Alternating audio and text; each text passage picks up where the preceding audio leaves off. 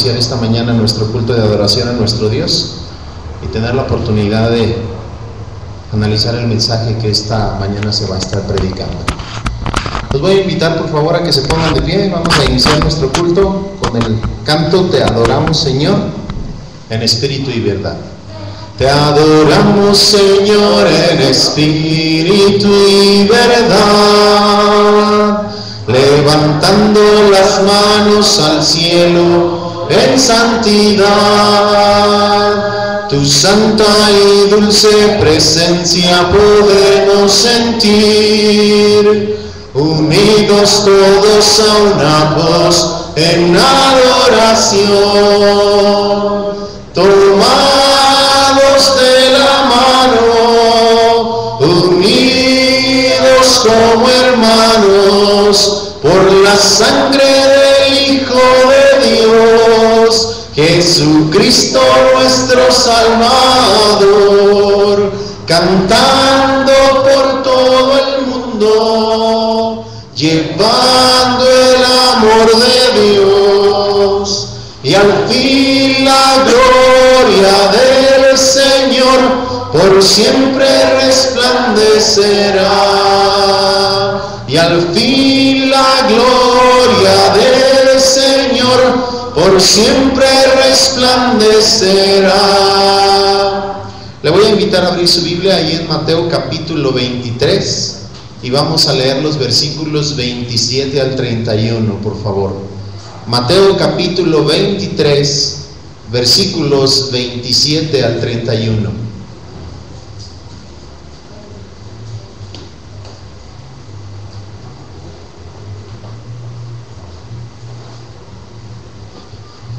Mateo capítulo 23, versículos 27 al 31. La palabra de Dios nos dice de la siguiente manera: y le seguía gran multitud del pueblo y de mujeres que lloraban y hacían lamentación por él. Pero Jesús, vuelto hacia ellas, les dijo: hijas de Jerusalén, no lloréis por mí, sino llorad por vosotras mismas y por vuestros hijos. Porque he aquí vendrán días en que dirán: bienaventuradas las estériles, y los vientres que no concibieron, y los pechos que no criaron.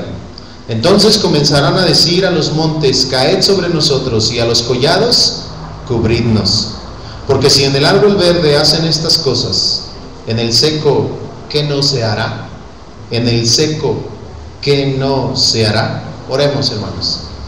Te damos gracias, Padre, porque nos has permitido reunirnos el día de hoy para poder servirte, Señor. Es el primer día de la semana en que nosotros, Padre, como sabes, venimos a conmemorar la muerte de tu Hijo y también, Padre, a aprender de tu palabra. En tus manos, pues, ponemos la eficacia del mensaje, el resultado y el crecimiento. Nosotros sembramos y regamos, trabajamos continuamente para tu honra y tu gloria, buscando, Señor, que las almas que hoy han venido a este encuentro reciban, Señor, alimento sólido también, Padre, para su crecimiento. En tus manos, pues, nos ponemos, esperando tu complacencia y tu gloria, en el nombre de Cristo Jesús. Amén. Pueden tomar asiento, hermanos.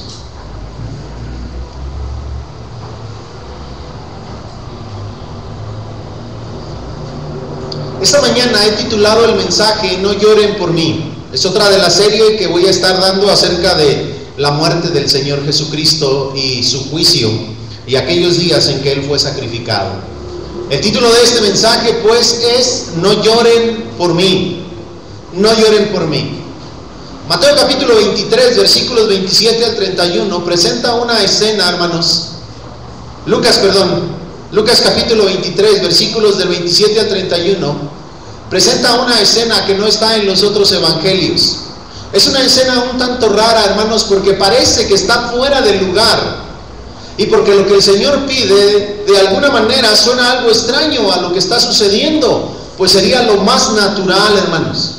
Nos encontramos ante un pasaje que tiene una gran enseñanza, no solamente para los que estaban ahí presentes y para las mujeres específicamente, sino que el día de hoy, hermanos, tiene una gran enseñanza para cada uno de nosotros, para que la compartamos con las personas que hay a nuestro alrededor. Lucas ha querido narrarnos, hermanos, algo que los otros evangelios no han puesto. Pero este singular suceso nos va a enseñar, hermanos, que el Señor, que nuestro Dios, hermanos, actúa en la historia y que también tiene planes para la sociedad actual y nunca deja de meter su mano y estar dirigiendo el mundo en el que Él gobierna. Vamos a ver, hermanos, lo que pasó en el proceso de camino a la cruz para poder entender de una mejor forma este relato, hermanos, que parece un tanto extraño. ¿Cuántos de ustedes habían tenido oportunidad de leer alguna vez este relato, hermanos? Levanten la mano. ¿Cuántos de ustedes se habían hecho alguna pregunta acerca de este relato? Por ejemplo, ¿por qué les dice no lloren por mí? Vamos a ver el proceso de camino a la cruz, hermanos. Cuando nosotros analizamos el camino a la cruz, nos damos cuenta que los fariseos lo que vienen mostrando en todo el proceso es su orgullo. Están felices, contentos, porque se ha hecho su voluntad. Les han entregado a Jesús y ahora este hombre que no ha hecho nada, como vimos la semana pasada, ahora está en sus manos y va a ser asesinado. En los labios de los fariseos hay regocijo, hermanos. En el camino a la cruz hay burlas. La gente ve a Jesús como alguien malo, hermanos, y como alguien que se merece lo que le está pasando, porque ellos lo veían como un enemigo. Vemos en el camino a la cruz personas endurecidas, que no mostraban ni siquiera un poco de dolor ante el sufrimiento del Señor Jesucristo. Sin duda otras de esas personas nada más iban a ver. Acuérdense ustedes que hace un momento estaban gritando crucifícalo, crucifícalo, y el Señor le entregó, hermanos, el Señor dejó que se le entregara al Señor Jesucristo a la turba. Pilato hizo la voluntad de ellos, otra gente nada más iba a ver. Pero también tenemos, hermanos, a los soldados romanos en este proceso de llevar a la cruz. Estos soldados que solamente están cumpliendo sus órdenes como si fuera un día cualquiera. Al igual, hermanos, como una enfermera que en su día de trabajo dice, se murió tal o cual persona, pero por la costumbre ya no le afecta. Los soldados romanos estaban acostumbrados a este tipo de muertes tan dolorosas, tan tristes, hermanos, tan violentas. Para ellos era un simple día cualquiera, llevaban a un reo a la muerte. Ellos lo único que probablemente querían era terminar su día, crucificar a estos ladrones que estaban con el Señor y al mismo Señor, y pasar el día como si nada pasara. Se han encallecido y no les duele nada, solamente ven a un hombre débil que va hacia adelante y toda la multitud detrás. Pero también tenemos a una gran multitud que va hacia la cruz con el Señor Jesucristo, y delante de esa multitud van unas mujeres o junto con ellas, hermanos. Pero de todo ese gran cúmulo de personas, solamente las mujeres lloran, hermanos. Son las únicas que van llorando. Dice Lucas capítulo 23, versículo 27, y le seguía gran multitud del pueblo y de mujeres que lloraban y hacían lamentación por él. De todo ese cúmulo de personas, de esa gran multitud, todos los fariseos, los soldados, todos los mirones que se acercaron, solamente nos dice Lucas que las mujeres van llorando, hermanos. ¿Qué es lo que ven las mujeres salir a la cruz?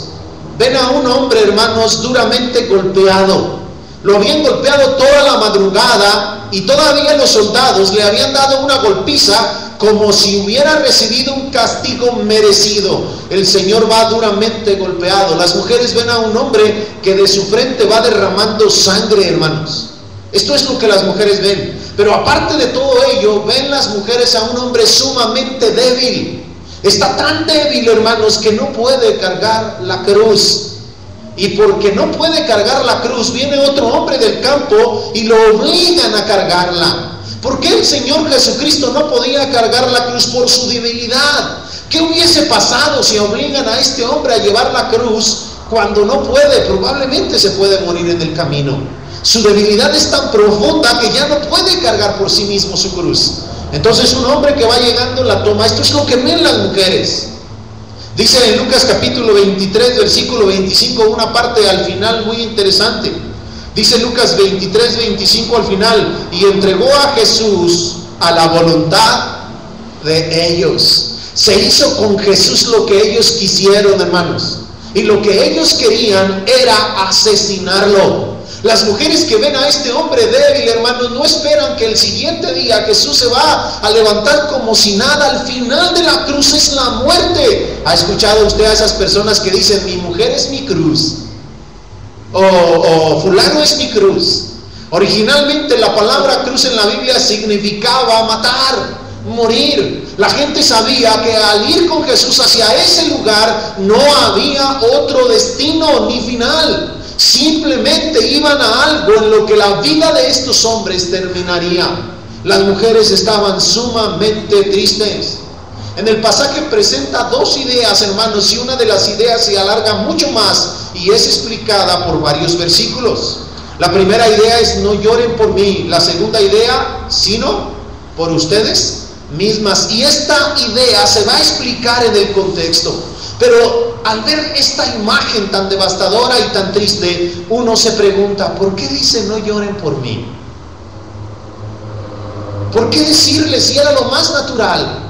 ¿Por qué el Señor Jesucristo se da la vuelta, ve a las personas que están llorando y les dice no lloren por mí? Vamos a presentar la primera respuesta y es la más obvia, pero la vamos a analizar palabra por palabra. Dice Mateo capítulo 23, versículo 27, y le seguía gran multitud. Lucas capítulo 23, verso 27. Y le seguía gran multitud del pueblo y de mujeres que lloraban y hacían lamentación por él. ¿Por qué les dijo no lloren, hermanos? La respuesta más natural y lógica es por la gran aflicción que ellas mostraban. Este clase de llanto que nosotros encontramos es un llanto de desesperación y todas desconsoladas, hermanos. Pero Jesús no acabaría sus días ahí. Ellas no sabían que Jesús resucitaría. Hasta ese momento lo único que ellas veían era un hombre débil, ensangrentado, todo golpeado y directo a la muerte. Acabaría todo lo que ellas habían conocido días atrás.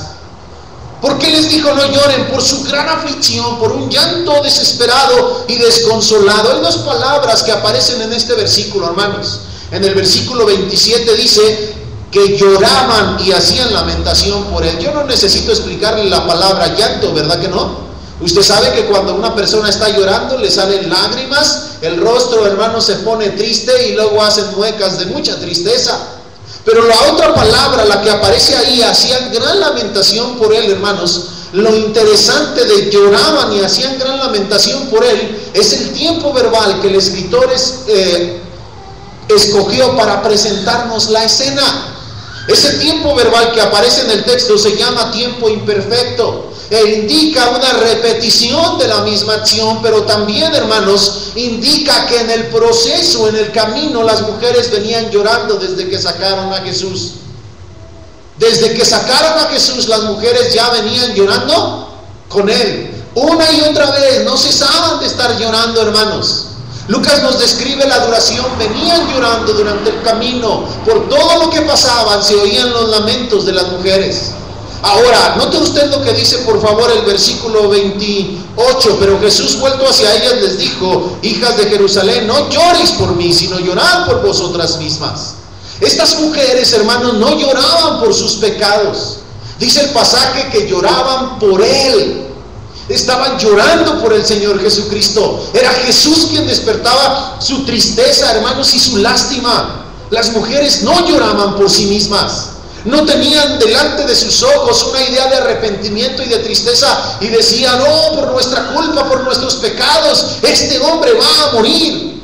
Las mujeres no están llorando por arrepentimiento, porque algo ha traspasado su corazón y están tristes de haber asesinado al Señor y están arrepentidas y quieren cambiar de vida. No, las mujeres están simplemente llorando por lo que ven a un hombre allí triste. Es como si usted pasa por un camino y ve que un carro atropella a un niño y el accidente es tan drástico que le causa llanto. Usted solamente llora por la tristeza que sintió, pero después se va a su casa y se le olvida lo que el niño pasó o cómo era. Las mujeres no están llorando por sí mismas y por sus pecados, están llorando por Jesús. Lloran por verlo bañado en sangre, débil y llevando a la muerte injustamente. La palabra llorar, hermanos, y la palabra lamentación indican en este pasaje un llorar con un signo de dolor y pesar. Vean lo que dice, por favor, el versículo 28. Pero Jesús, vuelto hacia ellas, les dijo: hijas de Jerusalén, no lloréis por mí, Si usted analiza el versículo 28 y el versículo 27, la palabra llorar aparece 2 veces, hermanos, en la primera parte que leí y en la otra parte que está en el versículo 27. La palabra griega que aparece en esos 2 pasajes no es la misma. La segunda palabra que escoge Jesús significa llorando con un signo de dolor y de pesar, hermanos. Llorando con un signo de dolor y de pesar. Cuando nosotros buscamos el significado de estas palabras en el primer siglo, aprendemos que las mujeres de aquel tiempo y las costumbres implicaban que cuando la persona lloraba, cantaba. O sea que es muy probable que en el proceso del camino a la cruz, las mujeres, cuando iban haciendo lamentación, iban cantando algo en lo que describían su tristeza. Esa misma palabra de lamentación se utiliza cuando la gente se golpea el pecho muy triste y empieza a decir: oh, pobre del hombre que va camino a la cruz. ¿Ha visto usted en la iglesia católica cómo antes se acostumbraba mucho el golpe de pecho al ir a la iglesia católica? Esa es la palabra que aparece aquí, pero era una costumbre, hermanos. Incluso usted sabe que en el primer siglo había mujeres que se les pagaba para que lloraran, y era la costumbre natural. Pero estas mujeres no son a las que se les paga, están llorando, hermanos, por un signo de dolor y de pesar. Algunos comentaristas, cuando llegan a este pasaje, dicen: estas mujeres están llorando de manera hipócrita. Pero no es así. El llanto que nosotros encontramos es un llanto real. Están verdaderamente conmovidas, están haciendo lamentación, están muy tristes, pero no están llorando por sus pecados, hermanos. Es muy diferente llorar por tus pecados a llorar por el Señor Jesucristo. Y van a ver usted, mucha gente el día de hoy, cuando pasó lo de la semana llamada Santa, va, hermanos, a ver esas grandes representaciones del Señor Jesucristo allá en Iztapalapa y en otros lugares. Y mientras que están viendo al supuesto Señor Jesucristo representado, van llorando, hermanos. ¿Usted cree que esas mujeres sean hipócritas cuando ven a ellos personificando a Jesús? Yo no creo que sean hipócritas. Los hombres quieren parecerse tanto, hermanos, que aún se clavan en la cruz y se les cuelga por buen rato. Se dejan golpear en el camino con látigos de verdad y le dicen: dale, y ellos creen que ahí encuentran algo de satisfacción y agrado delante de los ojos de Dios, cuando nosotros sabemos que eso no agrada a Dios, ni es la manera de glorificar su nombre. De hecho, es una burla ante las cosas que Dios ha hecho en nuestra vida, porque el tipo de representación es meritoria al que se hace hoy. Si no, analice los programas de televisión y vea cuando ellos se ponen a preguntarle a los actores lo que sienten, y sienten una clase de mérito. De hecho, el otro día oí en una parte de un comercial de una novela en la que se representó, y decía: yo no me sentía digno de hacer ese papel. ¿Creen que hay una clase de mérito en hacer eso? Cuando la Biblia enseña que no es así. El verdadero sacrificio que Dios desea de nosotros es una vida santa, consagrada al sacrificio de su Hijo Jesucristo.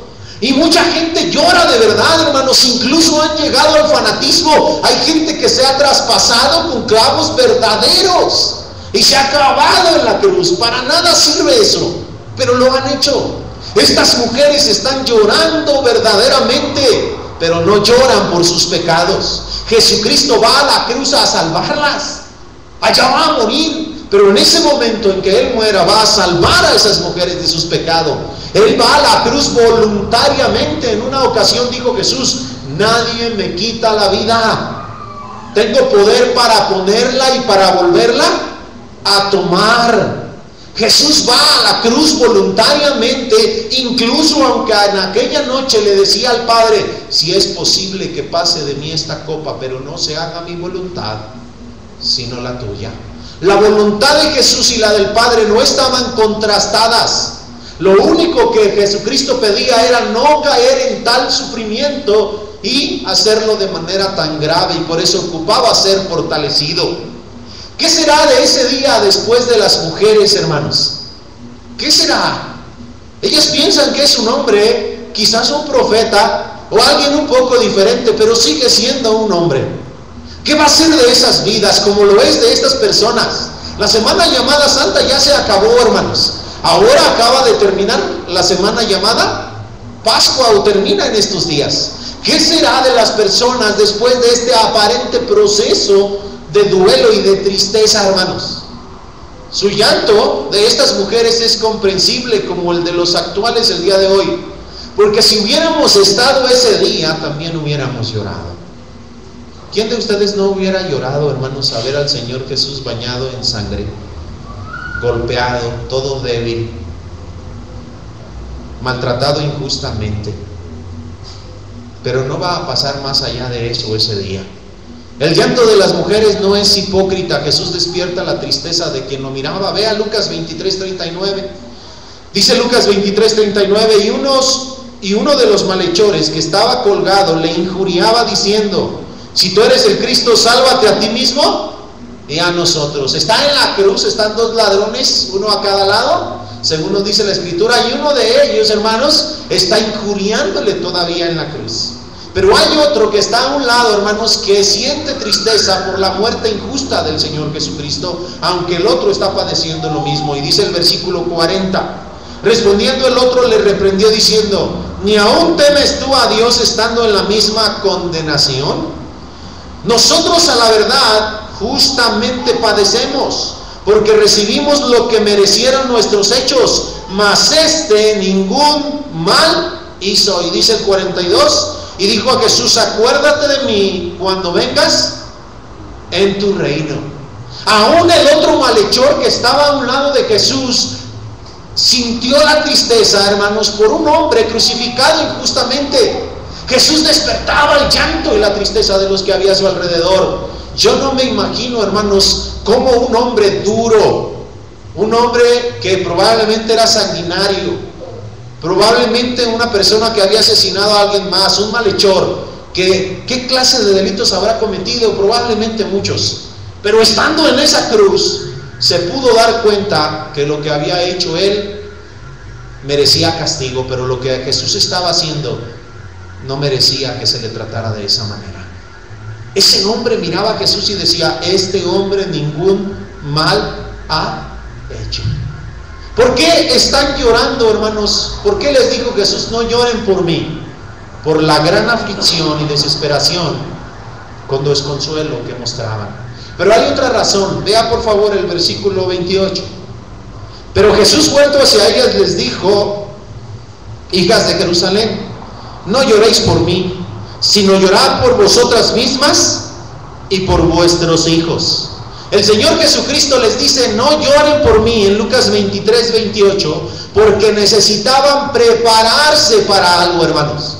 La razón por la cual les dice: no lloren por mí, es porque necesitaban prepararse para algo. ¿De qué trataba ese algo? ¿Sobre qué necesitaban prepararse? Habría algo que les pasaría a ellas y a sus seres más queridos. Vea el versículo 28 al final: sino llorad por vosotras mismas y por vuestros hijos. No solamente, hermanos, ocupaban llorar por Jesús ese día. Había una razón por la cual ellas necesitaban derramar sus lágrimas antes para prepararse a lo que vendría. Y aquí viene el asunto. Ellas, hermanos, habían de enfrentar algo que las haría sufrir, pero también haría sufrir a sus seres queridos. Algo que afectaría directamente a sus hijos. Muchas mujeres dicen el día de hoy: lo que más quiero en la vida son mis hijos. ¿Sí o no, hermanas? ¿Qué estarías dispuesta a hacer por tus hijos? ¿Qué estarías dispuesta a hacer por tus hijos? ¿Te gustaría ver a tus hijos en el infierno? Yo no creo que haya una mujer que diga: yo quiero que mis hijos vayan al infierno. Todas las mujeres y padres deseamos que nuestros hijos se salven, pero muchos, hermanos, de nuestros hijos y de hijos de otras personas podrán estar quizás algún día en el infierno. Y es bien lamentable el asunto, sobre todo, hermanos, porque son nuestros seres más queridos, los hijos. Dicen las mujeres: tócame lo que quieras, pero a mis hijos no me los toques. Y digo a las mujeres porque son frases que usualmente escuchamos en labios de una mujer: hago lo que quieras, pero a mis hijos no me los toques. Ellas iban a ver, hermanos, a sus hijos sufrir y tenían que prepararse. El Señor Jesucristo, yendo a la cruz, todavía en el camino a su muerte se está preocupando más por las mujeres que por sí mismo. Está pensando en ellas, les está dando un buen consejo, y no solo un consejo, les está dando una profecía, hermanos, basada, hermanos, en su sabia voluntad y omniconocimiento que él tenía, su omnisciencia. El Señor sabía lo que iba a pasar y de antemano les dice: no lloren por mí, lloren por ustedes mismas y también lloren por sus hijos, porque va a pasar algo en lo cual ustedes ocupan prepararse. Es algo tan lamentable que sería preferible no tener hijos. Levanten la mano las que tienen hijos. Ahora imagínense al Señor Jesucristo, porque aquí tenemos que hacer una suposición. ¿Tienen estas mujeres hijos? ¿Sí o no? Sí. Si no, ¿por qué decirles lloren por ustedes mismas y por vuestros hijos? Aquí hay una suposición. Ahora, esto, hermanos, nos dice que si esas mujeres tienen hijos, pero vea lo que dice el verso 29. ¿Por qué necesitaban llorar por sí mismas y por los hijos? Dice el 29, porque aquí vendrán días. Vea el futuro, dice vendrán días, o sea, no va a pasar inmediatamente, van a venir algunos días en el futuro. Porque aquí vendrán días en que dirán: bienaventuradas las estériles. Hermano, esto es casi un insulto para el tiempo en el que el Señor Jesucristo está en la tierra. El que una mujer no tuviese hijos, hermanos, era considerado una maldición. ¿Cuántos de ustedes se acuerdan de aquella mujer que dice: dame hijos o me muero? ¿Se acuerdan, hermanos? ¿Se acuerdan cómo era vista una mujer que no tenía hijos? De manera muy lamentable. Hacían hasta lo imposible. Lean el Antiguo Testamento: no puedo tener hijos, te doy mi sierva para que por ella yo pueda tener algún hijo. Y ahora el Señor Jesucristo dice en este pasaje, hermanos: bienaventuradas las estériles. Me dice mi niña Angie esta semana, porque les estoy poniendo a leer la Biblia y les escogí el Salmo 1, y me dice mi niña Angie: papá, ¿qué significa bienaventurado? Y luego le digo: significa dichoso o feliz. Yo les había prometido sacarlos de paseo, y luego le digo: ¿qué te parecería si yo te dijera que te voy a llevar a un balneario? Y luego sonríe. ¿Cómo te sientes? ¿Dichosa o feliz? Le digo: esa palabra implica que se te ha hecho un bien. Hermanas, ¿cuántas de ustedes considerarían un bien no tener hijos? Eso dice el texto. Dirán: bienaventuradas, ¿qué? Las estériles. O sea que la situación iba a ser tan grave que era preferible no tener hijos. En ese día, las que no, dice las estériles. No estamos hablando, hermanos, solo de las que no tuvieron, dice las estériles. ¿Ya leyeron con atención? Bienaventuradas las estériles, son las que no pueden tener hijos. Eso era una gran maldición. En cambio el Señor Jesucristo dice: pero he aquí vendrán días en que dirán: bienaventuradas las estériles. Y luego dice: y los vientres que no concibieron y los pechos que no criaron. Qué bueno que no tuviste hijos. En aquel día dirán: qué bueno, porque era tan lamentable lo que iban a recibir, que esto que era considerado una maldición ese día sería una gran bendición. El pasaje dice: vendrán días. Ahora yo tengo una pregunta, hermanos. ¿Está entendiendo el texto? Esa no era la pregunta, pero es importante que lo entiendan. Yo tengo una pregunta: ¿dónde sucedería lo que el Señor está profetizando? ¿Dónde creen ustedes que sucedería? Vamos a leer, por favor, hermanos, el versículo 28. Dice el verso 28: pero Jesús, vuelto hacia ellas, les dijo, ¿qué les dijo? Hijas de Jerusalén. Esa expresión, hijas de Jerusalén, es un hebraísmo. Es una expresión que significa que las mujeres que lloran son habitantes de Jerusalén. Hoy en día nos dirían: no lloren por mí, tapatías, porque somos de aquí, de este lugar, de esta región. Cuando el Señor Jesucristo les dice hijas de Jerusalén, está implicando que no son mujeres de Galilea, Está implicando que no son mujeres de otra región. Importante entender esto, es muy importante esta parte. ¿Dónde acontecerían entonces los hechos que el Señor Jesucristo está previniendo a estas mujeres? Todos estos hechos se llevarían a cabo en la ciudad de Jerusalén, porque ellas, hermanos, son a las que les dicen: no lloren por mí. Si ellas no fueran a ser las que van a enfrentar la situación que el Señor está profetizando, no tendría caso decirles: no lloren por mí. Pero por cuanto ellas son, hermanos, a las que les va a pasar todo esto, el Señor les dice: prepárense. ¿Qué harías tú si te dijeran: prepárate porque vas a enfrentar algo muy doloroso, muy triste, y pobres de tus hijos y pobre de ti? Porque es otra manera de decirlo.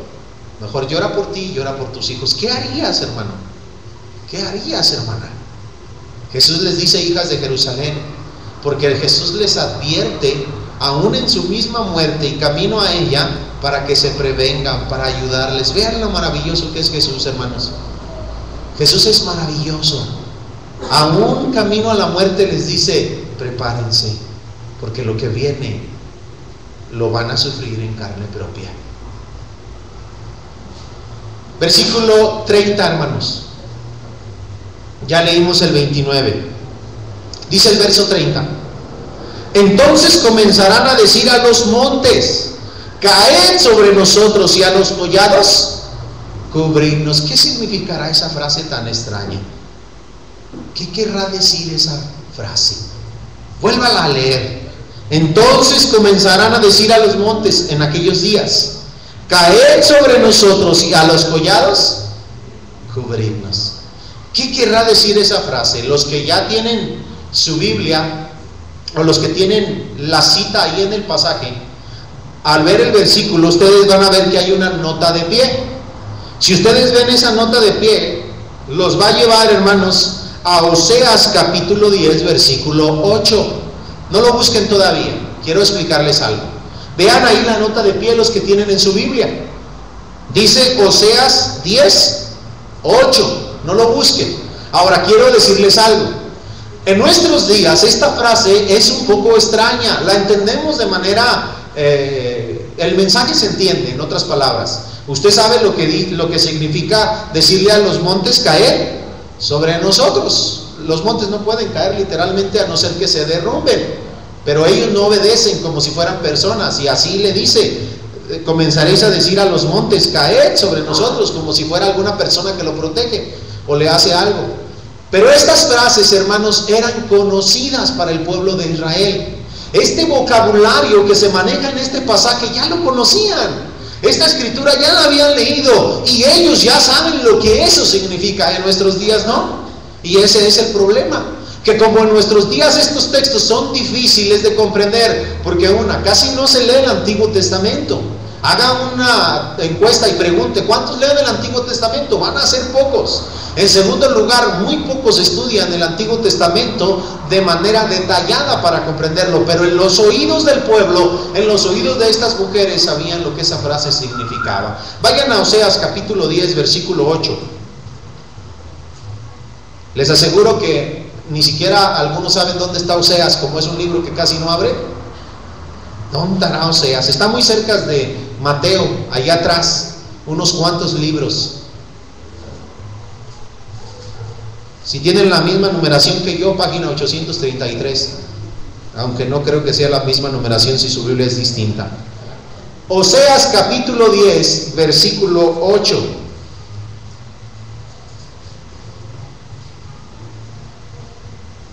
Oseas capítulo 10, versículo 8. ¿Ya lo tienen, hermanos?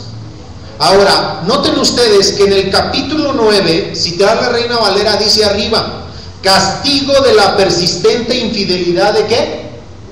De Israel. En esos versículos se va a profetizar el castigo para el pueblo de Israel. Y cuando ustedes entienden esto y leen el Antiguo Testamento, saben que cuando Dios castigaba a Israel usaba una nación. Si no es a los asirios, usó a los babilónicos para castigar a Israel. Y vean lo que dice Oseas capítulo 10, versículo 8. Léanlo conmigo, por favor. Dice: y los lugares altos de Amén serán destruidos. ¿Por qué eran destruidos los lugares altos, hermanos? porque en los lugares santos era donde se llevaba a cabo la idolatría. Se levantaban altares y se adoraba a dioses ajenos. Pero ese día, dice el pasaje, y los lugares altos de Abén serán ¿qué? Destruidos. Y luego dice, el pecado de Israel. ¿Qué cometió Israel, hermanos? Un pecado, el pecado de la idolatría. Y luego dice, crecerán sobre sus altares espino y cardos. Ustedes saben que los altares son idolátricos. Al ser destruidos van a crecer sobre los altares espinos y cardos, quedarán en ruinas. Y luego dice, y dirán a los montes en aquel mismo día, cubridnos, y a los collados, caed sobre nosotros. Y vea lo que dice el 9, desde los días de Gabá has pecado, oh Israel. Allí estuvieron, no los tomó la batalla en Gabá contra los inicuos. Y dice el 10, y los castigaré cuando lo desee, y pueblos se juntarán sobre ellos cuando sean atados por su doble crimen. ¿Qué significa la frase, hermanos? Caed sobre nosotros. Significa que Dios iba a castigar a la nación. En el Antiguo Testamento esta frase se usó cuando ellos recibirían un castigo de parte de Dios. Y en este pasaje se está utilizando para decirles que ellos van a ser castigados. Vuelva a Lucas, ahorita va a ver. Lucas capítulo 23, versículo 30. Dice que en aquel día es preferible no tener hijos.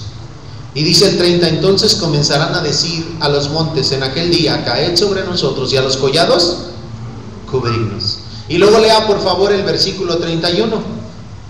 Porque si en el árbol verde hacen estas cosas, en el seco ¿qué no se hará? ¿Para qué sirven los árboles secos, hermanos? Para hacer leña. El árbol seco se usa para hacer leña. Entonces cortar un árbol verde, para eso es ilógico. Pero si una persona se ha atrevido a hacerle a un árbol verde el cortarlo y llevarlo al fuego, imagínense lo que le harán al seco. ¿Quién es el árbol verde en este contexto? Porque dice, si al árbol verde le hacen estas cosas. Ese adjetivo demostrativo estas está hablando de todo lo que le hicieron a Jesús. Todo el proceso en el camino lo han golpeado, lo han maltratado, lo llevan a la cruz, lo van a asesinar. Y les dice, si a mí me hacen estas cosas, en el seco, ¿qué no se hará? O sea que en Jerusalén iba a pasar algo muy grave, que iba a ser causa o motivo del pueblo que allí habitaba contra los habitantes mismos. En Lucas capítulo 21, o sea 2 capítulos atrás, Jesús les profetizó lo que iba a pasar en Jerusalén. Lucas capítulo 21, versículos del 5 al 24. Lucas capítulo 21, versículos del 5 al 24. Ya sabemos entonces que la frase caed sobre nosotros es una frase que se usa cuando la nación va a ser castigada. Y el castigo se ha profetizado en el capítulo 21. Dice Lucas capítulo 21, versículos del 5 al 24. Y a unos que hablaban de que el templo estaba adornado de hermosas piedras y ofrendas votivas, dijo: en cuanto a estas cosas que veis, días vendrán en que no quedará piedra sobre piedra que no sea destruida. Y le preguntaron diciendo: Maestro, ¿cuándo será esto? ¿Cuándo vas a destruir el templo? ¿Cuándo va a ser destruido todo eso que acabamos de ver? Y dice: ¿y qué señal habrá cuando estas cosas estén para suceder? Él entonces dijo: mirad, que no seáis engañados, porque vendrán muchos en mi nombre diciendo: yo soy el Cristo, y el tiempo está cerca, mas no vayáis en pos de ellos. Y cuando oigas de guerras y de sediciones, no os alarméis, porque es necesario que estas cosas acontezcan primero, pero el fin no será inmediatamente. O sea, el fin de Jerusalén, el fin del templo. Entonces les dijo: se levantará nación contra nación y reino contra reino. Y habrá grandes terremotos en diferentes lugares, hambres y pestilencias. Y habrá terror y grandes señales del cielo. Y dice el versículo 12: pero antes de todas estas cosas os echarán mano y os perseguirán y os entregarán a las sinagogas y a las cárceles, y seréis llevados ante reyes y ante gobernantes por causa de mi nombre. y esto será ocasión para dar testimonio. Proponed en vuestros corazones no pensar antes cómo habéis de responder en vuestra defensa, porque yo os daré palabra y sabiduría, la cual no podrán resistir ni contradecir todos los que se opongan, mas seréis entregados aún por vuestros padres y hermanos y parientes y amigos, y matarán a algunos de vosotros, y seréis aborrecidos de todos por causa de mi nombre, pero ningún cabello de vuestra cabeza, ¿qué dice, hermanos? Perecerá. Con vuestra paciencia ganaréis vuestras almas. Miren, hermanos, desde el versículo 12 hasta el versículo 19 dice que antes de que sucedan estas cosas, primero iban a perseguir a los discípulos y los iban a llevar ante reyes, los parientes los iban a entregar y iban a ser algunos de ellos asesinados antes de que sucedan estas cosas. Y luego vean lo que dice el 20: pero cuando viereis a Jerusalén rodeada de ejércitos, sabed entonces que su destrucción ha llegado. Esta semana, hermanos, vi una película acerca de las guerras de los judíos. He leído el libro de Josefo, pero yo quise ver una película para narrarles cómo sucedieron las cosas. Y esta película está basada en el relato, si mal no recuerdo, de Tito, el emperador romano, hijo de Vespasiano, que en el tiempo en que todo esto pasó, eran simplemente generales, no eran emperadores. El emperador era otro, Calígula, si mal no recuerdo. Pero en este tiempo, hermanos, cuando estas cosas sucedieron, se llevó estas guerras y sediciones porque los judíos se hartaron de su gobernador. Les cobraba demasiados impuestos y abusaba constantemente de ellos. Entonces los judíos se reunieron y se opusieron a los romanos por los impuestos, y fue tan fuerte la confrontación que hubo una lucha y echaron a los romanos de la región, hermanos, de Jerusalén. Y cuando echaron a los romanos se enojaron porque era una ofensa directa contra Roma. Entonces Roma, hermanos, preparó un batallón o un ejército y vino y se enfrentaron, y los judíos aniquilaron a todos. La cosa estuvo muy fea.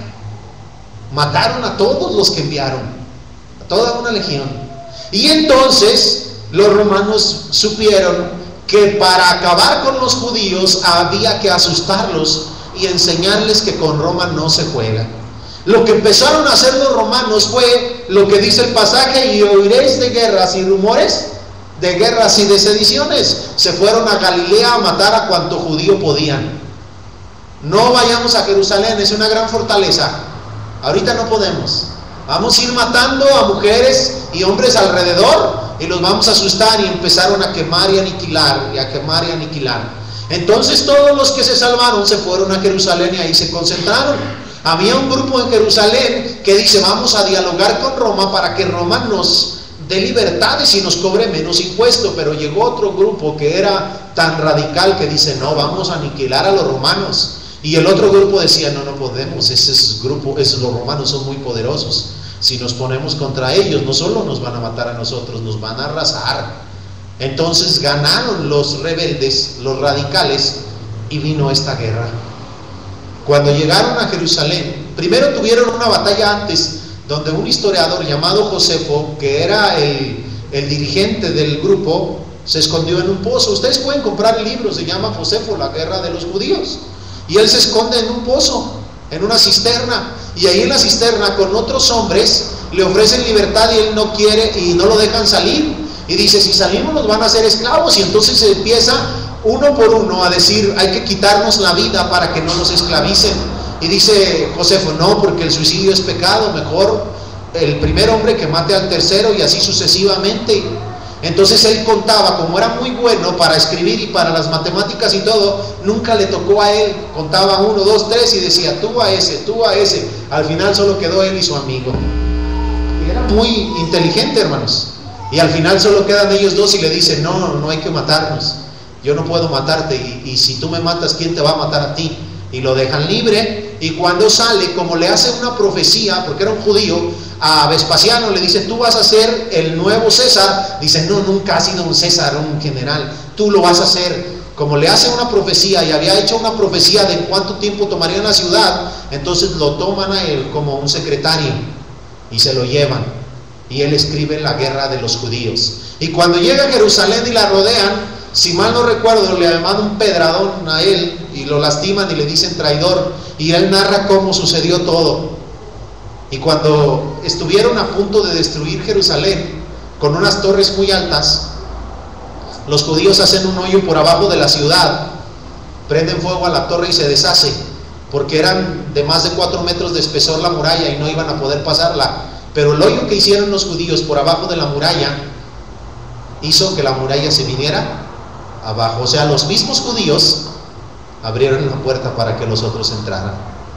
Ustedes saben que eso son guerras, pero nosotros sabemos que esta profecía es de Dios, y que cuando Dios dio esta profecía era por una razón, y ahí lo dice adelante. Vayan por favor a leer el texto otra vez para que vean lo que está pasando. Dice el verso 20 donde nos quedamos: pero cuando viereis a Jerusalén rodeada de ejércitos, sabed entonces que su destrucción ha llegado. Y dice el 21: entonces los que estén en Judea huyan a los montes. Está protegiendo a los cristianos. Y los que estén en medio de ella, váyanse. Y los que estén en los campos, no entren en ella. Porque estos son días de ¿qué, hermanos? De retribución. Esos son días de castigo. La palabra retribución significa aquí castigo. Dios va a castigar a esta nación. El Señor Jesucristo, a bajar a Jerusalén y verla tan rebelde, dijo: Jerusalén, Jerusalén, que matas a tus profetas y apedreas a los que te son enviados.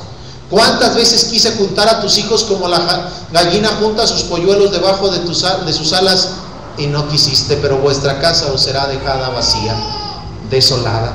Y dice el versículo 22: porque estos son días de retribución, para que se cumplan todas las cosas que están escritas. 23, ahora sí van a entender por qué a las mujeres les dice bienaventuradas las estériles. ¿Qué dice el 23? Mas hay de las que estén encinta y de las que críen en aquellos días, porque habrá gran calamidad en la tierra e ira sobre este pueblo, y caerán a filo de espada, y serán llevados cautivos a todas las naciones, y Jerusalén será hollada por los gentiles, hasta que se cumplan los tiempos, hasta que los tiempos de los gentiles se cumplan. Si tiene internet, llegando a su casa, vaya a YouTube y ponga la guerra de los judíos. Va a ver una película que dura 58 minutos. Véala y va a ver cómo al final en la película todavía Tito le dice a uno de los dirigentes de los judíos: ustedes no aprenden, ya los vencimos y todavía quieren poner condiciones. Van a saber lo que es ponerse contra Roma. Y los esclavizan. Y ese hombre llamado Juan muere de viejo en la cárcel, y a todos los demás los venden como esclavos y los llevan a otros lugares. Las otras cosas se las he contado muchas veces. El hambre que hubo en la ciudad, cómo una mujer se come a su propio hijo por hambre, cómo se mueren en la plaza cargando. Otras cosas que no les he contado es cómo se mataban entre ellos. Durante 2 años los judíos estuvieron peleando entre ellos en la ciudad. 2 años, hermanos, unos contra otros, hasta que a los 2 años se unificaron y pelearon contra Roma. Pero fue una época de gran calamidad. Cuando Jesús va a la cruz y le dice a las mujeres: no lloren por mí, les dice: van a venir días en que ustedes van a sufrir cosas tan tristes que mejor sería no tener hijos, porque los verán caer en la guerra, porque los verán ser asesinados, porque habrá grande ira sobre este pueblo, y porque no habrá escapatoria para los que se queden. Y no la hubo. Jerusalén fue quemada y reducida a nada. No quedó piedra sobre piedra de ese templo, y hasta el día de hoy lo único que queda es el muro de los lamentos, que ni siquiera es parte del templo, es un muro de la ciudad, donde la gente ha visto que va y mete sus oraciones. Hay hoyitos y van y los meten, y están los judíos así todo el tiempo. Es el muro de los lamentos, y ni siquiera es parte del templo, es un muro de las orillas de la ciudad. Hermanos, ¿por qué necesitaban llorar por ellas? Porque las maldades de estos hombres vendrían también hacia ellas. Hoy en día, hermanos, no nos estamos preparando para la destrucción de una ciudad. Hoy en día usted y yo no nos estamos preparando, hermanos, para un ejército que va a rodear Guadalajara. Ahora yo les digo a ustedes, y ustedes vayan y díganle a los que hacen sus fiestas en estos días y representaciones de Jesús, no lloren por Jesús, lloren por ustedes mismos, porque aquí no viene un día de destrucción de un ejército, viene el día del gran juicio de Dios. Nadie podrá permanecer en pie delante de Él si no es por su gracia. Hoy no nos estamos preparando, hermanos, para una destrucción de una ciudad, sino para el día del juicio. Y si este día Dios nos llama a cuentas, ¿qué cuentas le vamos a dar a Jesucristo? Porque será amo y Señor en el trono de su gloria y nos exigirá cuentas y nos tratará ya no, hermanos, como a alguien que se le invita a obedecer el Evangelio, sino como a alguien que se le juzga por sus hechos. Y aquel día podrán decir como los dos en la cruz, ciertamente este es inocente, pero nosotros hemos recibido lo que merecían nuestros hechos. A todos esos hermanos que hacen sus representaciones, no lloran por sus pecados, lloran por ellos, lloran por el Cristo que aparentemente va a ser crucificado. Si lloráramos por nuestros pecados, entonces nuestra vida sería distinta. ¿Qué lecciones tenemos aquí? La gente hoy llora por el Señor, se entristece, hace luto, festejan la semana llamada Santa y la de Pascua, pero no reciben el sacrificio de Cristo en sus vidas y viven una vida de santidad. No lloran por su pecado como debieran hacerlo. Hechos 2:37 y 38 dice que se compungieron de corazón porque habían matado a Jesús y dijeron a Pedro y a los otros apóstoles: varones hermanos, ¿qué haremos? Pedro les dijo: arrepentíos y bautícese cada uno de vosotros en el nombre de Jesucristo para perdón de los pecados. Esto es lo que deberíamos de estar haciendo. Esto es lo que las personas necesitan hacer. Hoy la gente necesita prepararse para el juicio final. Hermano, si tus hijos van a ir al infierno, un día vas a llorar por tus hijos. Qué triste, ¿no creen? Dios les bendiga. Es el mensaje de esta mañana.